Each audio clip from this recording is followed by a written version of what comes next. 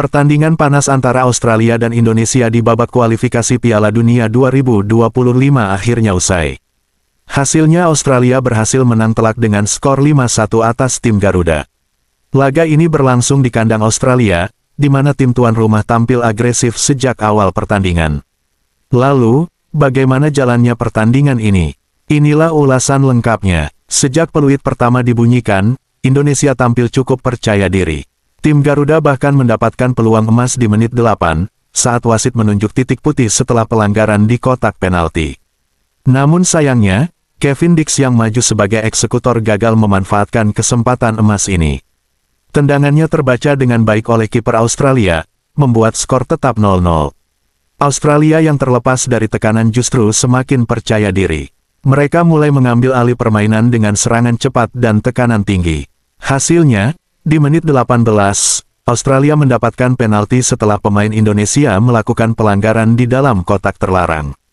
Martin Boyle yang menjadi eksekutor tidak menyia-nyiakan kesempatan ini. Dengan tenang, ia mengarahkan bola ke sisi kiri gawang dan sukses membawa Australia unggul 1-0. Tak butuh waktu lama bagi Australia untuk menggandakan keunggulan. Hanya berselang 2 menit, serangan cepat dari sisi kanan menghasilkan umpan silang ke dalam kotak penalti, dan Nissan Velupillai berhasil menuntaskannya dengan tendangan first time yang tidak bisa dihalau oleh kiper Indonesia. Skor berubah menjadi 2-0 untuk Australia. Indonesia mencoba merespons dengan beberapa serangan balik cepat, namun pertahanan Australia tampil solid. Justru di menit 34, Jackson Irvine kembali memperlebar jarak bagi Australia. Melalui skema tendangan sudut, bola liar jatuh di kakinya, dan tanpa ragu, ia melepaskan tembakan keras yang membuat skor menjadi 3-0. Hingga babak pertama berakhir, Indonesia gagal mencetak gol balasan. Tim Garuda tertinggal 3 gol, dan mereka harus mencari cara untuk bangkit di babak kedua.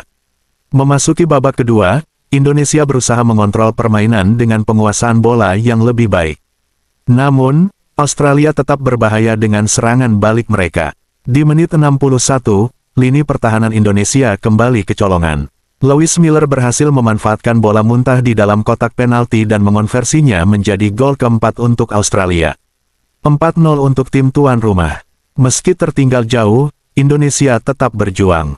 Upaya mereka akhirnya membuahkan hasil di menit 78, oleh Romeni mencetak gol melalui skema serangan cepat. Berawal dari umpan terobosan, ia melepaskan tembakan mendatar yang tak mampu dihalau kiper Australia. Indonesia akhirnya memperkecil ketertinggalan menjadi 4-1. Namun, harapan Indonesia untuk mengejar ketertinggalan pupus setelah Jackson Irvine kembali mencatatkan namanya di papan skor di menit 90. Umpan silang dari sisi kiri berhasil ditanduknya dengan sempurna, menutup pertandingan dengan kemenangan 5-1 untuk Australia. Secara statistik, Indonesia sebenarnya unggul dalam penguasaan bola dengan 60%, berbanding 40% milik Australia. Indonesia juga lebih banyak melakukan operan, yaitu 518 kali, dibanding 348 operan milik Australia. Namun, efektivitas menjadi faktor penentu dalam laga ini.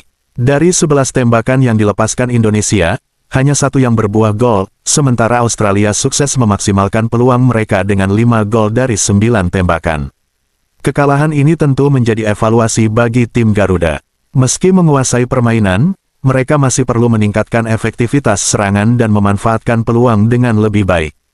Sementara itu, Australia membuktikan bahwa mereka tetap menjadi tim kuat di kawasan Asia dengan performa solid di laga ini.